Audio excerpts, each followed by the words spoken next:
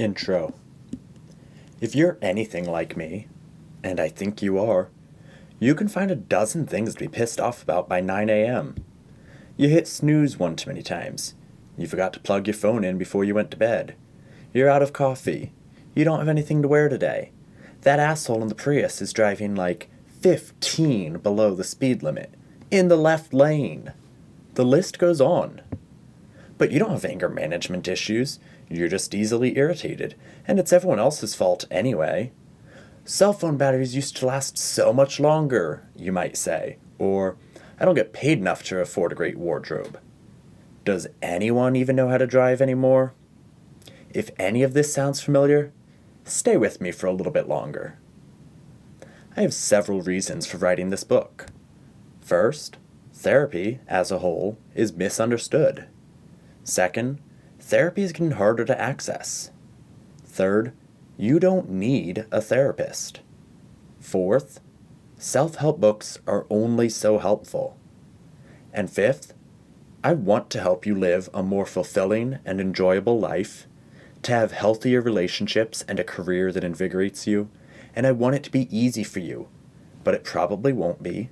No one can deliver on all of that, and I'm not in the business of telling people what they want to hear. We'll get through all of these points in the next few chapters, but I think we should quickly discuss that last point here. We live in an immediate gratification society, which promises quick and easy solutions for every problem under the sun. Don't believe me? Look at a bookstore's self-help section, or, for that matter, the financial or diet sections, and see how many books promise big results in a short amount of time, and that you'll feel happy every step of the way. Watch commercials and see if you can notice some common themes and repeated buzzwords. Lists and programs boast 7 or fewer steps to see the result you want, as though everyone's path is the same. A lot of self-help books, while admittedly great and inspirational in their own right, are typically the author detailing what they went through, what they learned, and how you can use what they learned to achieve the same level of success as them. But can you? Would more self-help books keep getting published if everyone who read one was able to catapult themselves into the riches, health, and happiness they were promised? It can be rather disappointing to feel misled, but I want you to know right now that what works for one person will not necessarily work for you. And that's okay. The authors of other books did not lie to or cheat you. They only shared what worked for them. Aside from that, a lot of people don't make the effort to fully integrate much of what they read in these books, so in spite of how warm and fuzzy it made them feel while reading it, it won't create any lasting change if they didn't work on it. Now, I'm sorry if I burst your bubble. I really am. But the only way that you can get anything out of this book is if I manage your expectations. The things most worth having in life often take considerable amounts of time and energy to obtain or achieve. And it is that considerable amount of time or energy that makes the thing so valuable. There's no fast track to enlightenment because it wouldn't mean anything if it were easy. One of the things I intend to prove to you by the end of this book is that hard work is not something we need to be afraid of. Most likely, you have great intentions, but they're often misunderstood by those closest to you. Perhaps you don't know how to show others that you care, or you're a guy who's been taught that compassion is a weakness, when it's actually a strength. As such, you may not like hard work, especially as it pertains to your relationships, because your efforts never seem to add up to much. Fortunately, by the end of this book, you'll have learned 10 new perspectives that will each exert an influence on the way you react to problems and other people. With them, your good intentions will finally be able to be turned into meaningful actions. They say that the people who become therapists tend to have the most problems. I'd tell you how much I disagree with this assertion, but of course my opinion is biased, so I'll save us both the time. Regardless, the point of this book was twofold. Primarily, it was to help myself, and secondly, to help you. Helping others is at the core of who I am, and the first time I sat down to write this book, helping others was my sole intention. I gave, but with no personal stake in the work, and it showed. I managed to churn out 130 pages in about 2 weeks. After that, I sat on it for a month and then came back to it with fresh eyes. Almost everything I wrote was terrible. I really wish I were exaggerating here.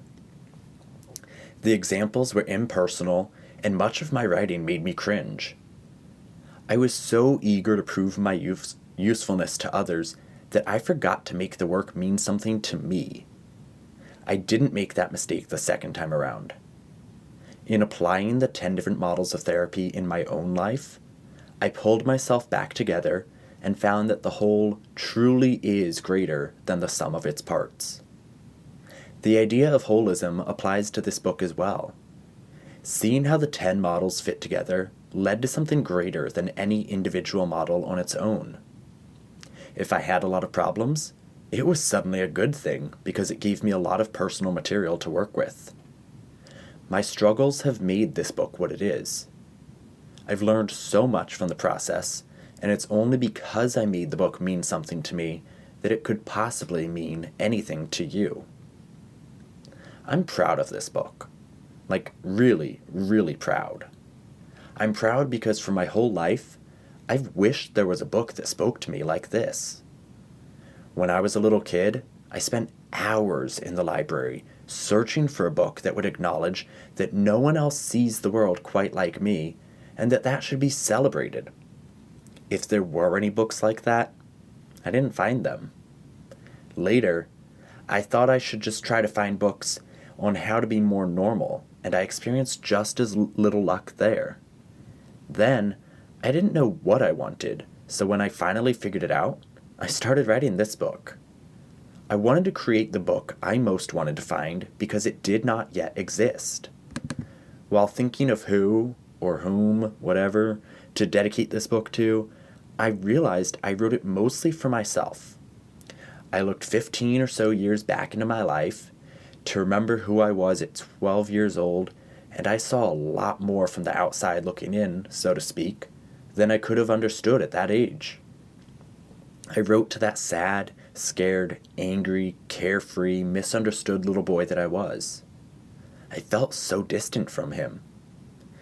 It took some effort to figure out what the little kid version of me would have needed at that time, because he knew he wanted something. He just didn't know what. The much younger version of me needed a friend. Someone who just got him. I was one of 5 kids and had very high attention needs that often went unmet, only recently understandably. I often felt lonely, even with 6 other people in the home, and my fear of being alone, both physically and emotionally, caused me to perceive the loneliness that I most feared. Sad and scared that I didn't have the connection I craved with anyone, I did what most boys at that age learn to do. I turned it into anger, and I acted on it. I would later suppress that anger, deny it, and fear it. I'd like to think that if I knew then what I know now, my life would already look the way I want it to. But that's a fantasy. I hated my past for a long time, until I realized that it made me who I am.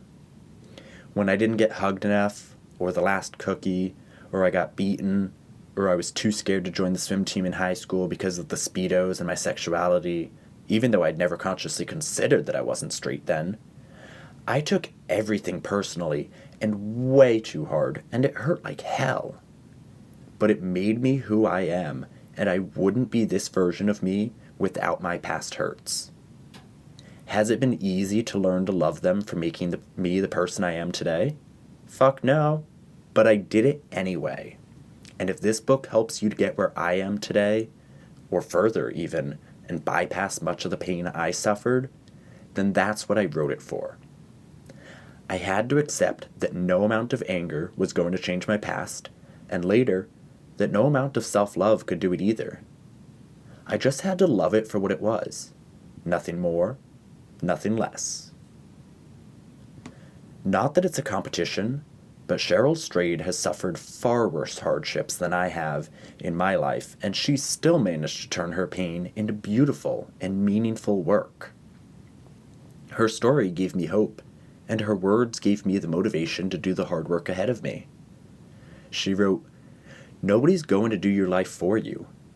You have to do it for yourself, whether you're rich or poor, out of money or raking it in, the beneficiary of ridiculous fortune or terrible injustice.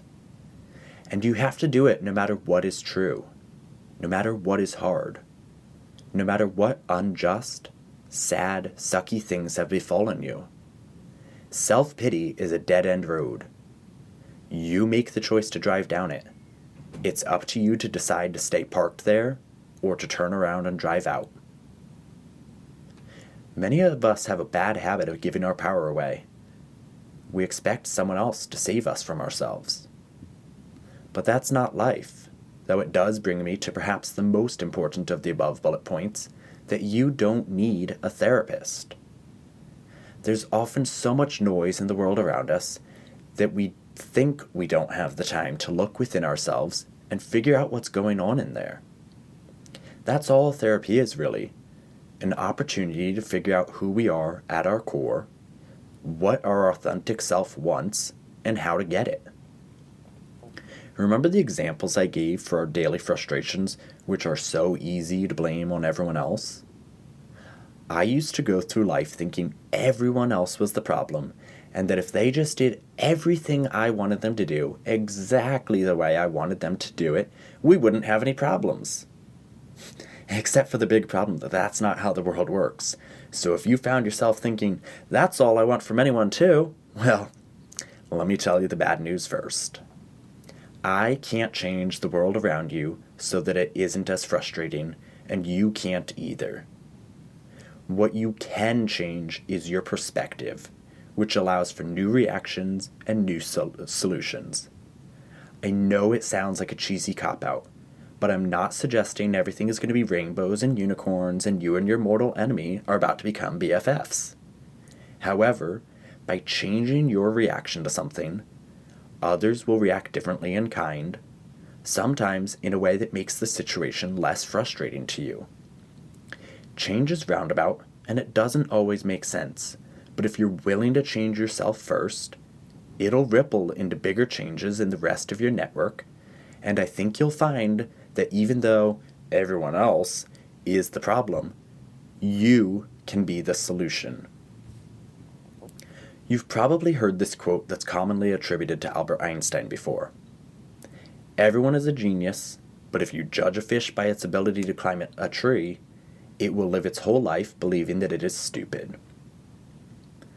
I'm a big fan of Howard Gardner's theory of multiple intelligences because there are so many things to be a genius about. And really, why aren't we appreciating this more? No, not everyone is great at school. School was often too easy for me, and I hate how cocky this sounds, but it's true. I didn't feel challenged enough. There were other types of knowledge that interested me more, and those that would have far more practical implications on my life. Being good at math will solve almost nothing in my career as a therapist, but school is just one of those things we all gotta do. My point here is that we're all geniuses at something. Just because someone doesn't measure up to the traditionally valued intelligences, it doesn't negate their genius. If a singer I loved got bad grades in high school and never went to college, I wouldn't care because of their musical intelligence. Whether they're good at history or chemistry has no effect on the quality of their music. Besides, we don't all have to be good at the same things. That said, intrapersonal and interpersonal intelligences are proving to have more and more use in today's world, and this book is focused on helping you develop both of those.